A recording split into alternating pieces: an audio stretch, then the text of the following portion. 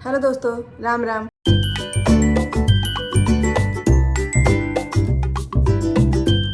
कैसे हो आप सब लोग? उम्मीद करते हो सब लोग खुश होंगे, स्वस्थ होंगे, जहाँ भी होंगे खूब सारा एंजॉय कर रहे होंगे। मेरे जहन में ना काफ़ी टाइम से एक वीडियो आ रही थी जुबिन गर्ग के लिए, जो ध्रुव राठी ने बनाई थी। तो मैं उस पर ना सोच रही थी कि इस पर मैं बनाऊंगी रिएक्शन वीडियो। ऑल्दो मैंने वो देखी भी नहीं है अभी तक कि मैं रिएक्शन वीडियो बनाऊंगी, लेकिन बीच में मेरे दिमाग से निकल गई और मैं नहीं बना पाई। इसमें क्या था ना, ट्रुथ अबाउट जुबिन गर्ग। तो इसमें क्या पता कि वो कैसे उनकी डेथ हुई थी, क्या था, क्या इस हो सकता है उसमें। ध्रुव राठी की वीडियो वैसे ही बहुत फेमस रहती है, वो हर सच्चाई से पर्दाफाश करते हैं, उनको सब चीज़ें वो पूरा सर्च करके वीडियो बनाते हैं। तो इसमें देखते हैं क्या है। तो पहले देख लेते हैं कि कैसे क्या है। मज़ा आने वाला है सच में इस वीडियो में, और बहुत सारी ऐसी चीज़ें निकल के आएंगी जो शायद हमें नहीं पता है। तो चलो ठीक है, बिना किसी देरी के भी स्टार्ट करते हैं।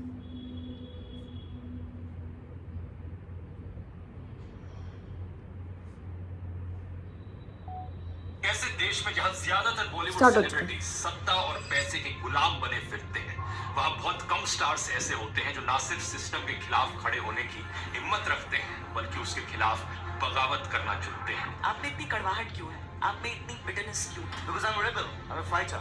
जुबीन गर्ग उन्हीं कुछ बागियों में से एक थे। आसाम में दोस्तों 19 सितंबर 2025 का दिन हमेशा के लिए इतिहास में दर्ज हो गया है। उस दिन समुद्र की लहरों ने सिर्फ एक इंसान को ही नहीं बल्कि एक पूरी पीढ़ी की आवाज को अपने अंदर समा लिया। जुबीन गर्ग का नाम हर गली नुक्कड़, हर त्योहार, हर दिल की धड़कन में बसा था। जैसे ही जुबीन गर्ग की मौत की खबर आई, पूरा आसाम थम गया। कॉलेज स्टूडेंट से लेकर सिक्योरिटी में तैनात पुलिसमैन, सोशल मीडिया इन्फ्लुएंसर से लेकर ऑफिस जाने वाले लोग, कोई भी अपने आंसुओं को रोक नहीं पाया। सच में वो दिन तो बहुत ही ऐसे थे यार। But he also voiced our desperation and frustration at a failing system in society. Offices बंद हो गए, सरकार को 3 दिन की ऑफिशियल मॉर्निंग अनाउंस करनी पड़ी, और जब जुबीन की बॉडी आसाम पहुंची तो इसकी एक झलक पाने के लिए लाखों लोग सड़कों पर आ गए। Tears in their eyes, grieving the loss of soul of Assam. Everyone felt the absence of the superstar and the voice of a generation. और फिर 23 सितंबर को इनके अंतिम संस्कार में भारत के इतिहास में रिकॉर्ड ब्रेकिंग भीड़ देखने को मिली। इतनी संख्या में लोग आए थे, किसी ने ये एक्सपेक्ट नहीं किया। अगर आप आसाम से नहीं हैं तो आपके मन में सवाल उठेगा, क्यों? आखिर एक सिंगर की मौत पर पूरा राज्य क्यों ठहर गया? इसका जवाब है दोस्तों, क्योंकि जुबीन सिर्फ एक सिंगर नहीं थे।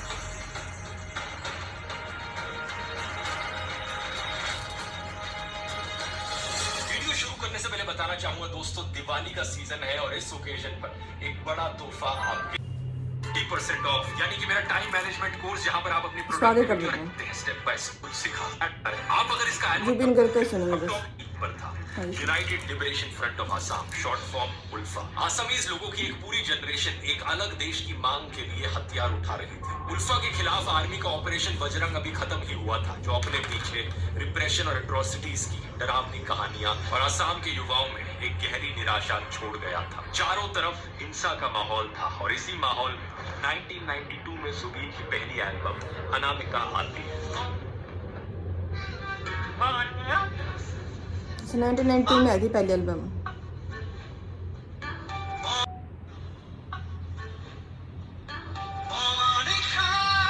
लोगों में एक नई उम्मीद जगाती है। प्यार, निराशा और होप को लेकर उनकी मेलोडीज आसाम में चल रहे वायलेंस के बीच एक ताजी हवा की तरह थी। इनके गानों ने एक पूरी जनरेशन को प्यार के बारे में सिखाया। अनामिका आसाम की पहली रॉक एल्बम थी। ये एल्बम रिलीज होते ही इंस्टेंट हिट साबित हुई और जुबीन रातों रात एक स्टार बन गए।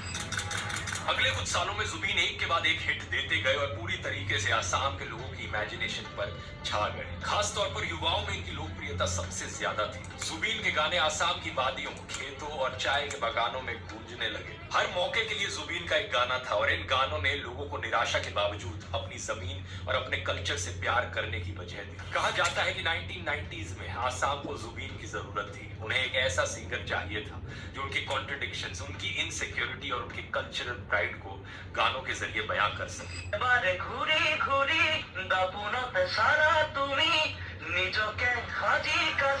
जुबीन ने एग्जैक्टली यही किया। कभी उनके गानों में पॉलिटिकल डिफाइंस होती तो कभी कल्चरल प्राइड। उनके म्यूजिक की रूट आसाम की जमीन, इसकी नदियां, इसकी फसलें और इसके कल्चर में थी। अपनी इमोशनल वोकैबुलरी से जुबीन ने ऐसे वक्त पर गर्व के साथ आसामीज में गाना और बोलना आसान बनाया जब एस्पिरेशनल लोगों में इंग्लिश लैंग्वेज डोमिनेट कर रही थी। उनके गानों ने एक ऐसी जनरेशन को कल्चरल और पॉलिटिकल कॉन्फिडेंस दिया जो ग्लोबलाइजेशन और माइग्रेशन के प्रेशर्स का सामना कर रही थी। साल 2000 तक आते आते जुबीन ज्यादातर आसाम के लिए एक आइकन बन चुके थे। पूरे आसाम में बिलबोर्ड्स पर उनका चेहरा रहता था और उनके गाने हर जगह सुने जाते थे। हर साल अप्रैल में होने वाले बिहू फेस्टिवल में जुबीन की सबसे ज्यादा डिमांड रहती।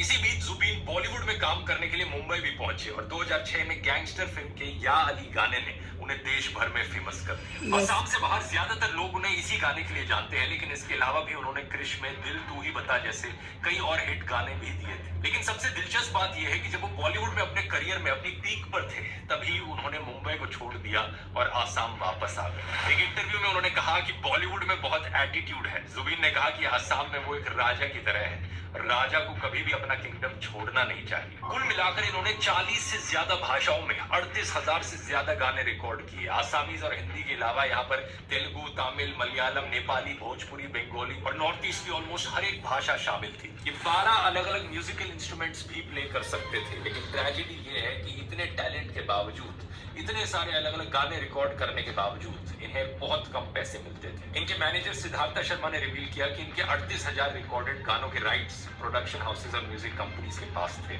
और जुबीन को सिर्फ वन टाइम रिकॉर्डिंग फीस मिली। म्यूजिक कंपनीज ने इन्हें बहुत एक्सप्लॉइट किया। अब यहाँ तक की कहानी सुनने के बाद आपके मन में सवाल जरूर आएगा कि पॉपुलर आर्टिस्ट तो पहले भी बहुत हुए हैं और सिंगर्स तो आज भी ढेर सारे बहुत हैं जो काफी पॉपुलर हैं, तो जुबीन में ऐसा क्या खास था? इसका जवाब है दोस्तों कि जुबीन की पॉपुलैरिटी केवल उनके म्यूजिकल टैलेंट की वजह से नहीं थी। आज हर किसी के पास जुबीन से रिलेटेड एक किस्सा है, उनके साथ एक तस्वीर है, क्योंकि जुबीन लोगों के बीच लोगों के लिए जीते थे। ये कभी मजदूरों के साथ सड़क पर ही बैठ जाते और उनके साथ खाना खाने लगते, तो कभी सब्जी वालों और रिक्शा वालों की मदद करने लगते। ये हर मुसीबत में अपने लोगों के साथ खड़े हुए। अलग अलग सोशल कॉजेज के लिए इन्होंने खूब डोनेट किया और इन्होंने अपने जीवन में हजारों परिवारों की मदद करी। हर रोज लोग इनके स्टूडियो के बाहर और घर मदद की उम्मीद लिए आते, यही रीजन था। खाली हाथ वापस नहीं लौटना पड़ता। शादी, फ्यूनरल, मेडिकल ट्रीटमेंट, स्कूल या कॉलेज की फीस, जिसने जो मदद मांगी जुबीन ने उसकी मदद की। इसी तरह जब भी आसाम में बाढ़ आती है, इंसानियत से इज्जत मिलती है आपको, सम्मान इंसानियत से मिलता है, टैलेंट से ज्यादा।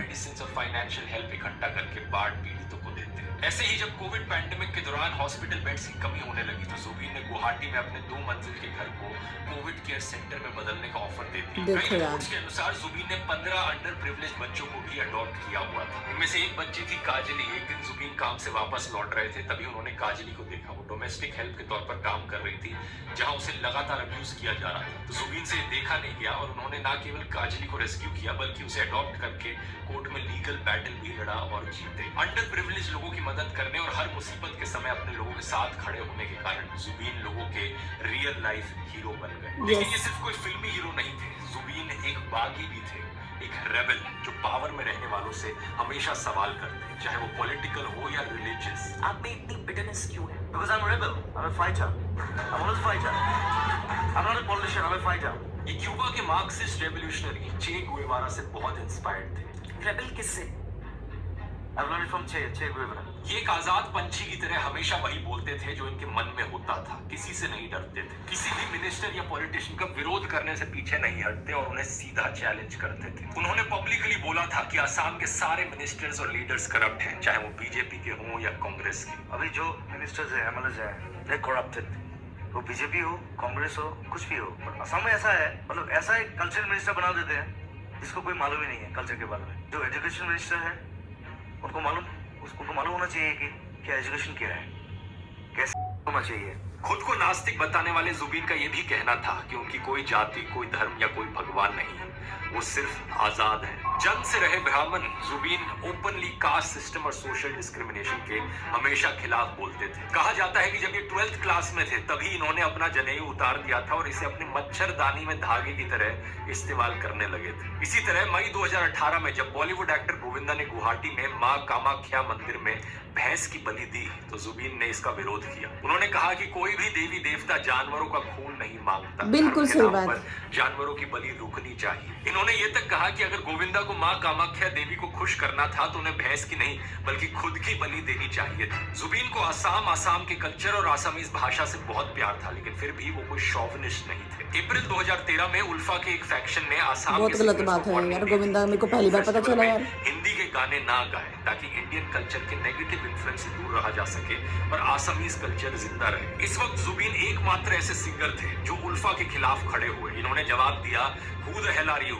I don't care। उन्होंने कहा कि म्यूजिक की कोई भाषा नहीं होती। उल्फा को चैलेंज करते हुए सीधा कहा कि ये कहने वाले कौन होते हैं कि हिंदी के गाने आसाम के कल्चर को डिस्ट्रॉय कर देंगे। ये एक आउटडेटेड और बिल्कुल बकवास सोच है। जुबीन नहीं माने और बिहू फेस्टिवल्स में हिंदी के गाने इन्होंने गाए तो उल्फा ने इन्हें गोली मारने की धमकी दी। अब इंडिया में दोस्तों ज्यादातर बॉलीवुड सेलिब्रिटीज धमकी तो छोड़ो, छोटी सी बॉयकॉट की मांग से ही डर जाते हैं। और यहाँ जब जुबीन को एक मिलिटेंट ऑर्गेनाइजेशन ने जान से मारने की धमकी दी, ये फिर भी इसके खिलाफ खड़े रहे। जब आसाम सरकार ने इन्हें सिक्योरिटी प्रोवाइड करी तो पहले इन्होंने सिक्योरिटी लेने से ही मना कर दिया। इन्होंने कहा कि ये लोगों के बीच सिक्योरिटी कवर से ज्यादा सेफ है। इनकी इसी हिम्मत के कारण इनके विरोधियों को भी जुबीन पसंद आते थे। जुबीन के मुताबिक इसी उल्फा ने बाद में उनसे कहा था कि वो उनके भाई की तरह है और यही उल्फा आज उनकी मौत के बाद जुबीन को ट्रिब्यूट दे रहा है। इस तरीके के सेलिब्रिटीज आज बहुत कम मिलते हैं दोस्तों। जुबीन ने अपने लोगों के लिए किसी भी सरकार का विरोध करने से पहले 2 बार नहीं सोचा। जब मोदी सरकार सीएए कानून लेकर आई तो आसाम के लोगों को ये बिल्कुल पसंद नहीं था। तो जुबीन एक आर्टिस्ट के तौर पर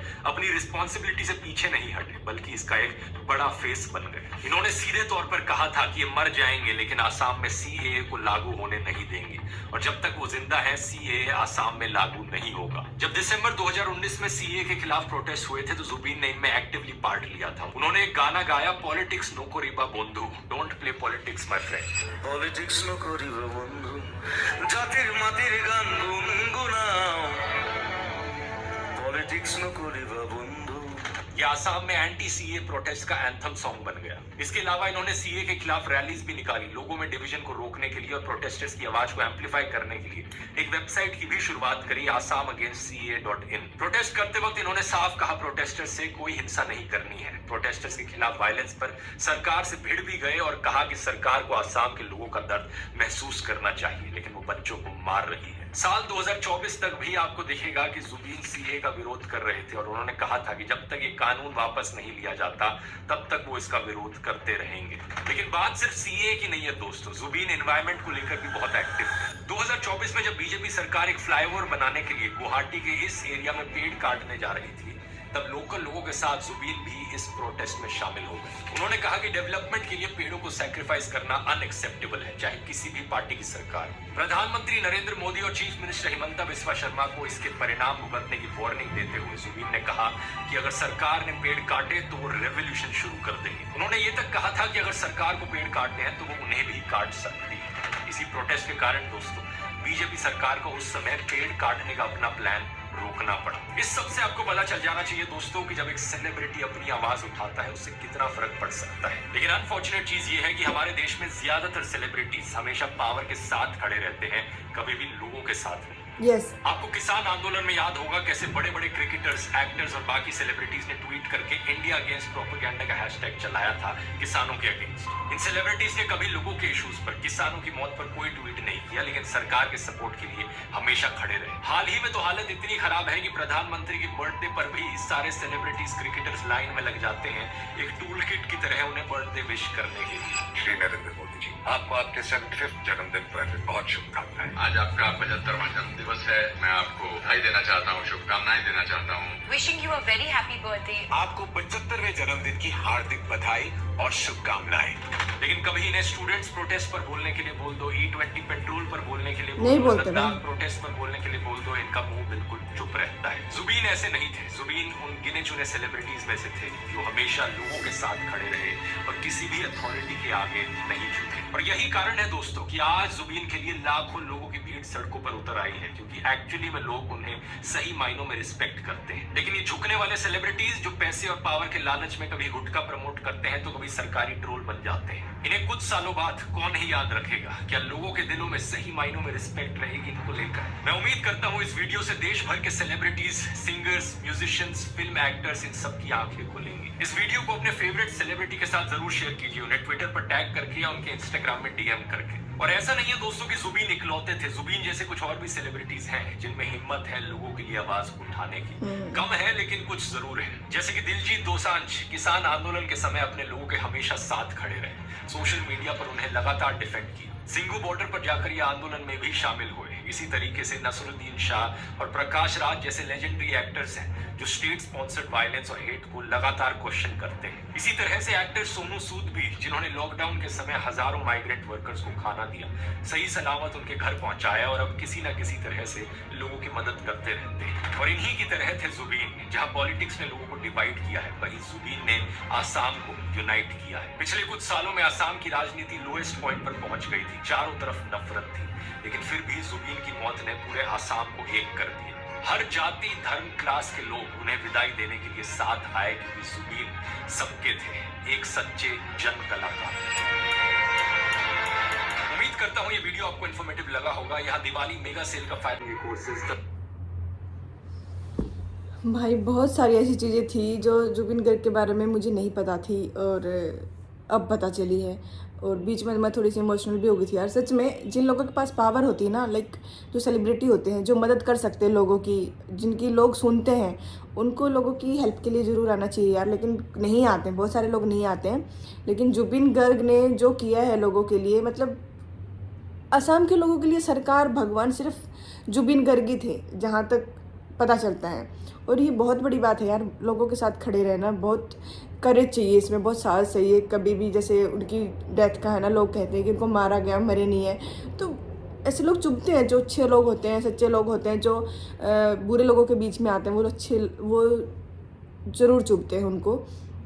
और भाई बस एक ऐसे जुबिन गर्ग फिर से असम के लोगों को, हम लोगों को फिर से मिले, ताकि सब कुछ हो। लेकिन ऐसा इंसान नहीं मिलता यार। वही मैं हर वीडियो में कहती थी कि टैलेंट से सम्मान नहीं मिलता है। सिर्फ टैलेंट आपके पास, टैलेंट तो बहुत सारे लोगों को, लेकिन मैं नहीं करती बहुत सारे लोगों को सम्मान जिसके पास टैलेंट है। क्योंकि मुझे ऐसी चीज़ लगती है, मुझे वाइब ऐसी आती है कि नहीं यार, नहीं है सही। और सिर्फ एक्टिंग, हर किसी इंसान में एक एक टैलेंट दे के भेजता है भगवान। किसी को पहचान होती, किसी को नहीं होती। लेकिन जो इंसान खड़ा रहता है ना यार लोगों के लिए, जो उनकी हेल्प के लिए, वो सबसे बड़ा होता है। जो हेल्प के लिए हमेशा तैयार रहता है ना, वो सबसे बड़ा होता है। उससे बड़ा कोई नहीं होता। तो चलो ठीक है, ये रिएक्शन वीडियो बना के मेरे को सच में मैं बिल्कुल ऐसा इमोशनल हो गई थी कि बहुत ज़्यादा। ऐसे लोग यार बार बार नहीं आते धरती पे, तो भगवान बस उनको खुश रखे जहाँ भी हो। तो चलो ठीक है, इस रिएक्शन वीडियो को यही ख़त्म करते हैं। अगर आप लोगों को मेरा रिएक्शन अच्छा लगा, मेरे चैनल को सब्सक्राइब करना, मेरे को लाइक करना और ढेर ढेर सारा प्यार देना। Bye bye, Ram Ram.